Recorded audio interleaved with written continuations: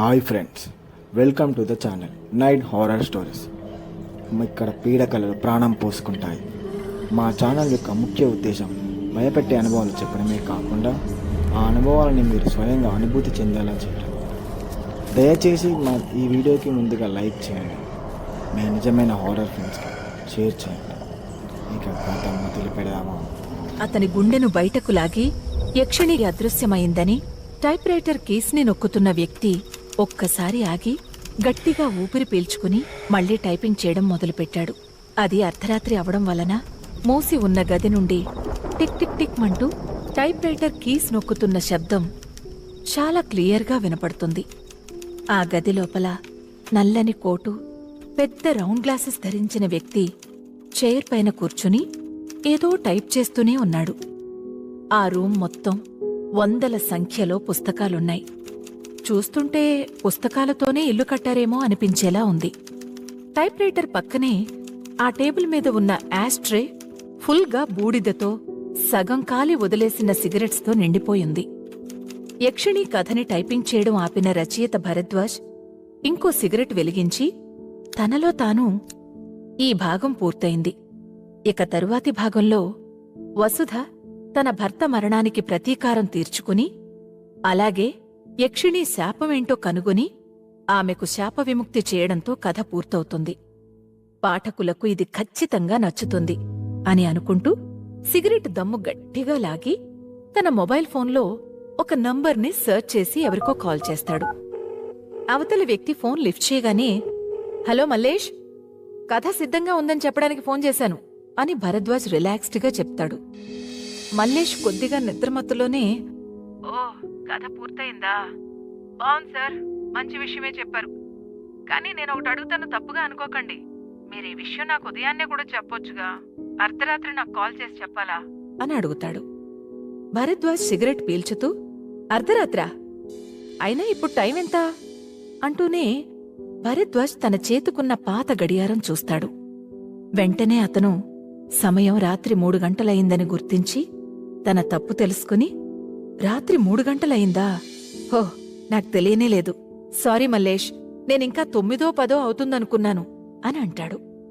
మల్లేష్ ఉత్సాహంగా, పర్లేదు సార్, మీరు టైం కూడా పట్టించుకున్నంత ఇష్టంతో కథ రాశారని నాకు అర్థమైంది. ఇంతకీ ఇప్పుడు మీరు రాసిన కథ పేరేమిటి అని అడిగాడు. ఈ కథ పేరు యక్షిణి ఒక మంత్రగత్తె. భరద్వాజ్ గర్వంగా సమాధానమిచ్చాడు. అది విన్న మల్లేష్ భయంతో, ఏంటి సార్, మీరు యక్షిణి అన్నారా అని అడుగుతాడు. అవును, యక్షిణి. ఏమైంది? దాని గురించి నువ్వెందుకు భయపడుతున్నావు? అతనెందుకలా భయపడుతున్నాడో తెలుసుకోవాలనే ఆసక్తితో భరద్వాజ్ అడుగుతాడు. మల్లేష్ కొద్దిగా కంగారుగా, సార్, ఈ యక్షిణి మీ గ్రామానికి సమీపంలో ఉన్న కృష్ణానది చుట్టూ తిరుగుతుందని, ఇంకా మగాళ్లతో శృంగారం చేసి తర్వాత వాళ్లను చంపేస్తుందని విన్నాను. యక్షిణి తిరిగే గ్రామంలోనే ఉండి కథ రాయడం వల్ల మీరు ప్రమాదంలో పడతారని అనుకోవట్లేదా? యక్షిణి మిమ్మల్ని ఏదైనా చేస్తుందేమో అని భయం లేదా అని అడిగాడు. మల్లేష్, ఊరి ప్రజలు చెప్పినట్టు యక్షిణి నువ్వు అనుకునేంత చెడ్డదేం కాదు అని భరద్వాజ్ బదులిస్తాడు. అదేంటి సార్ అని అడిగిన మల్లేష్కి, నా ఉద్దేశం ఏమిటంటే, యక్షిణులు చాలా మంచివారు. ఎంత మంచివారంటే ఇతరుల ఆనందం కోసం వారు సర్వం త్యాగం చేయడానికి సిద్ధంగా ఉంటారు. కాని కొన్నిసార్లు జీవితంలో అనుకోని సంఘటనలు జరుగుతాయి. అవి జీవితాన్ని పూర్తిగా మార్చేస్తాయి అని భరద్వాజ్ సమాధానమిస్తాడు. మీరేమంటున్నారు సార్? నాకేం అర్థం కాలేదు గందరగోళంతో మల్లేష్ బదులిచ్చాడు. భరద్వాజ్ తన కంటి అద్దాల్ని సరిచేసుకుని, మన హిందూ పురాణాల ప్రకారం ఈ విశ్వంలో చాలా లోకాలున్నాయి. వాటిలో వివిధ దేవతలు, అసురులు, ఇంకా రాక్షసులు ఉంటారు. ఈ అన్ని లోకాల మధ్య దూరం భూమి కన్నా భిన్నంగా ఉంటుంది. వీటిలో అన్నింటికన్నా పైన విష్ణులోకం ఉంటుందంటారు. ఇక అన్నిటికన్నా క్రింద యక్షిణి, అప్సర మరియు యక్షులు ఉంటారు. క్రిందుండే లోకం భూమికి చాలా దగ్గరగా ఉంటుంది. ఏ లోకం దేవతలు మనకి దగ్గరగా ఉంటారో ఆ దేవతలు మనకు అత్యంత సన్నిహితులుగా, త్వరగా ప్రసన్నమవుతారు అని మల్లేష్కి వివరిస్తున్నాడు. మల్లేష్ ఎంతో ఎక్సైట్మెంట్తో, అయితే సార్, ఈ దేవతలు ఎందుకంత త్వరగా ప్రసన్నమవుతారు అని అడుగుతాడు. ఎందుకంటే సరైన దిశలో ఇంకా సరైన సమయంలో ఒక మంత్ర సాధనను నిరంతరం చేయడం ద్వారా ఆ తరంగాలు ఈ దేవతలకు త్వరగా చేరుతాయి.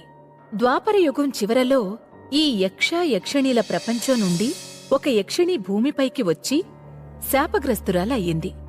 అది ఆమె జీవితాన్ని శాశ్వతంగా మార్చిన శాపం అని భరద్వాజ్ మరింత వివరంగా చెప్పాడు. తనపై పెట్టబడిన శాపం కారణంగా యక్షిణి భూమిపై ఇరుక్కుపోయిందని తెలిసి మల్లేష్కి పూర్తిగా నిద్రమత్తు వదిలిపోయి, "ఏం శాపం సార్? ఇంతకీ ఆమెను శపించిందెవరు?" అని అడిగాడు. మల్లేష్ ప్రశ్నకు మనసులో నవ్వుకున్న రచయిత, "దానికి సమాధానం తెలుసుకోవాలంటే నా పుస్తకం 2వ భాగం కోసం వెయిట్ చేయాల్సిందే" అని చెప్పేలోపు మల్లేష్ ఫోన్లో కెవ్వు నరిచిన శబ్దాన్ని వింటాడు భరద్వాజ్. "మల్లేష్, ఏమైంది నీకు? ఎందుకలా అరిచావు?" అని అడుగుతాడు. అటు నుండి ఏ సమాధానమూ లేదు. కాని టక్ టక్ మంటూ ఫోన్లో వింత శబ్దాలు వినిపించాయి. భరద్వాజులో కంగారు మొదలైంది. "హలో మల్లేష్, మాట్లాడు, నీకేమైంది? ఉన్నావా?" అని అరిచాడు. "సార్, ఉన్నాను సార్, లైన్లోనే ఉన్నాను" అని మల్లేష్ కంగారు పడుతూ మాట్లాడాడు. అతని మాట విని ఊపిరి పీల్చుకున్న భరద్వాజ్ మరో సిగరెట్ వెలిగించి, "మల్లేష్, అసలేమైంది?" అని అడిగాడు. "లైట్స్ అన్నీ ఆపి పడుకొని మీతో మాట్లాడుతున్నా. ఇంతలో ఒక పిల్లి నా మీద నుండి కిటికీలోకి దూకింది సార్. అందుకే భయంతో గట్టిగా అరిచా. అప్పుడే ఫోన్ కింద పడిపోయింది" అని చెప్పాడు మల్లేష్. అందుకు భరద్వాజ్ నవ్వుతూ, "బతికించావయ్య మల్లేష్. అయినా పిల్లికే భయపడే నువ్వు ఇంత రాత్రివేళ యక్షిణి గురించి ఎలా మాట్లాడుతున్నావు?" అని అడిగాడు. మల్లేష్ ఇందాక భయపడి తీసిన దుప్పటిని తిరిగి కప్పుకుంటూ, "ఆమెకున్న శాపమేంటో చెప్పమంటే బుక్కు చదవమంటున్నారు. మీ పుస్తకాలు అమ్ముడుపోవడానికి ఇదే మంచి మార్కెటింగ్ ప్లాన్ సార్" అని చమత్కారంగా అన్నాడు. భరద్వాజ్ కొద్దిగా బాధతో, "అవును, నేను నా పుస్తకాన్ని అమ్ముతున్నాను. కాని దాంతోపాటు నా బాధను కూడా అమ్ముకుంటున్నాను. ఈ పుస్తకాన్ని రాయడం కోసం నా అనుకునే వాళ్లందర్నీ పక్కన పెట్టి నా చేతిలో ఉన్న సిగరెట్లా నా జీవితాన్ని కాల్చుకుంటున్నాను.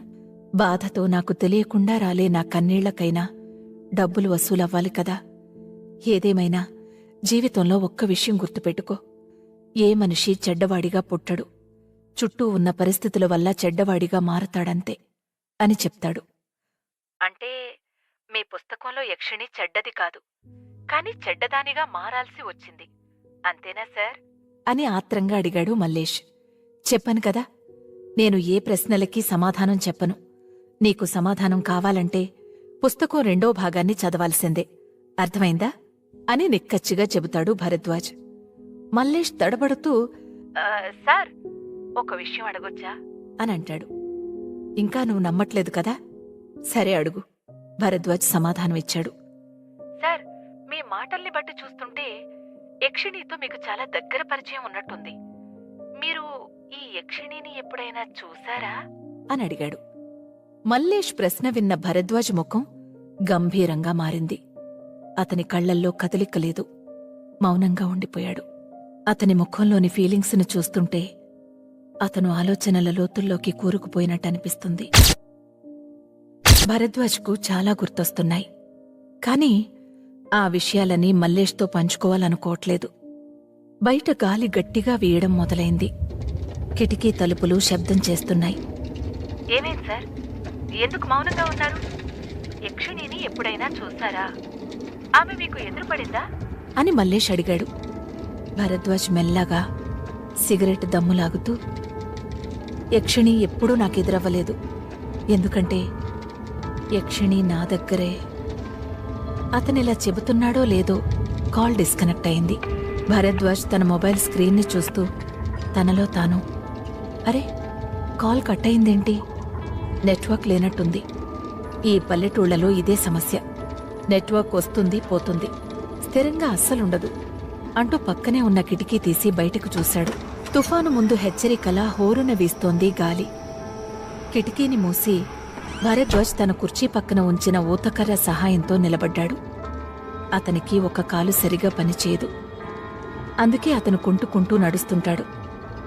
తనలా కుంటుకుంటూ 2 అడుగులు ముందుకు వేశాడో లేదో గదిలోని లైట్స్ వెలుగుతూ ఆగిపోవడం, వెంటనే మళ్లీ వెలగడం మొదలయ్యాయి. అరే, అకస్మాత్తుగా ఈ లైట్స్కేమైంది? గోడకున్న లైట్స్ను చూసి తనలో తాను ఆశ్చర్యపోయాడు. లైట్స్ పూర్తిగా ఆరిపోయాయి. ఇప్పుడు ఆ గదిలో చిమ్మ చీకటి నిండి ఉంది. అంతటి చీకట్లో అతను కదలడం కూడా కష్టమే. అయినా అలా కుంటుకుంటూ అతి కష్టం మీద మళ్లీ కిటికీ తెరిచి బయటకు చూశాడు. ఇప్పుడు హోరుగాలి కాదు కదా, చెట్టు ఆకు కూడా కదలడం లేదు. చాలా ప్రశాంతంగా ఉంది.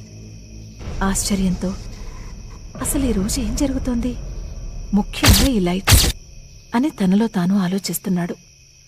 అప్పుడే ఒక భయంకరమైన ఆలోచన తన వెన్నులో వణుకు పుట్టించింది. తను వచ్చిందా?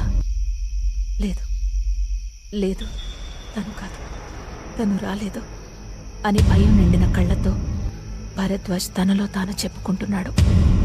అప్పుడే టైప్ రైటర్ కీస్ వాటంతటికవే ఏదో టైప్ చేస్తున్నాయి. భరద్వాజ్కి విషయం అర్థమై మెల్లగా కుంటుకుంటూ దగ్గరకు వెళ్ళి అక్కడ ఏం రాస్తుందో చదివాడు. అంతే, అతనికి అప్పటి వరకు ఉన్న ధైర్యం మొత్తం చచ్చిపోయింది. ఎందుకంటే అక్కడికి ఎవరు వచ్చారో తనకు అర్థమైపోయింది. అప్పటి వరకు రాసిన పేపర్స్ అన్నీ ఒక్కసారిగా గాల్లోకి లేచి చెల్లాచెదరయ్యాయి. టేబుల్ పైన ఉన్న యాష్ట్రే కింద పడి ముక్కలు ముక్కలయింది. పక్కనున్న బుక్స్ మొత్తం నిప్పంటుకుని కాలిపోతున్నాయి. అతని ఫేస్ మొత్తం చెమటలు పట్టేసింది. ఆ రూమ్ నుండి బయటకు వెళ్ళాలి అనుకుంటుండగా ఇంతలో మూసి ఉన్న అతని గది తలుపు దానంతటదే ఒక్కసారిగా భళ్ళుమని తెరుచుకుంది. తెరుచుకున్న ఆ తలుపు వైపు నుండి తెల్లని కాంతి మసకగా పడుతోంది. వెంటనే భయంతో భరద్వాజ్ తన ఊతకర్ర సాయంతో అటుగా నడవడానికి ప్రయత్నించాడు. అప్పుడే నీటిలో మాటు వేసిన మొసలి దాడి చేసినట్టు ఎవరో తన కాలును పట్టుకుని లాగడంతో "ఆ, నా కాలు!" అని గట్టిగా అరిచాడు. అలా అరుస్తూనే ఒక్కసారిగా నేలపై పడిపోయాడు. అతను చేత్తో తన కాలిని పట్టుకోవడానికి ట్రై చేశాడు. కానీ అక్కడ అతనికి ఇంకో చేయి తగిలింది. భయంతో ఒక్కసారిగా భరద్వాజ్ వెంటనే తన చేతిని తీసేశాడు. తలుపు వైపుకు పాకుతూ భరద్వాజ్ ఎంత త్వరగా వీలైతే అంత త్వరగా ఆ గది నుండి బయటకు రావడానికి ప్రయత్నిస్తున్నాడు. కానీ ఎంత పాకుతున్నా అతను వెనక్కే వెళుతున్నాడు. ఎలాగో అలాగా కొద్ది కొద్దిగా తన శక్తినంతా ఉపయోగించి తలుపు వైపుకు వెళ్లడానికి ప్రయత్నిస్తూనే ఉన్నాడు. ఇంతలో అతని ముందున్న తలుపు వేగంగా మూసుకుంది. "ఏ, ఎవరు నువ్వు?" భయంతో బాధతో మూలుగుతూ అడిగాడు భరద్వాజ్. "యక్షిణిని, నేను యక్షిణిని, నీ మరణాన్ని." చీకటిలో నుండి ఆ స్వరం 100 మృదంగాల మోతలా వినిపించింది. మూసి ఉన్న ఆ గది నుండి బయటకు ఏమీ వినిపించలేదు. కొన్ని క్షణాల తర్వాత భరద్వాజ్ గట్టిగా అరవడం వినిపించింది. మనసును కలిచివేసే అరుపది. మరుక్షణమే అతని శరీరంలోని మొత్తం రక్తం నవరంధ్రాల నుండి ఒక విస్ఫోటనంలా బయటకు చిమ్మి ఆ గది గోడల మీద పడి గది మొత్తం రక్తపు మడుగులా మారింది. ఆ గది తలుపు కింద నుండి భరద్వాజ్ రక్తం కారి మెల్లగా బయటకు ప్రవహిస్తుంది. ఇంతకు ముందే టైప్ రైటర్ దగ్గర భరద్వాజ్ చూసి షాక్ అయిన ఒక తెల్లటి పేపర్ ఎర్రగా మారిపోయింది. ఆ పేపర్ పైన "ఈ రోజుతో నీ కథ ముగిసింది" అని రాసింది. ఈ వీడియో మీకు నచ్చినట్టయితే లైక్ చేయండి, కామెంట్ చేయండి. మీరు చేసే లైక్, కామెంట్ మాకెంతో సపోర్ట్గా ఉంటాయి. మరిన్ని హారర్ స్టోరీస్ కోసం నైట్ హారర్ స్టోరీస్ని సబ్స్క్రైబ్ చేసుకోండి. మరో పీడకలతో మళ్ళీ కలుద్దాం.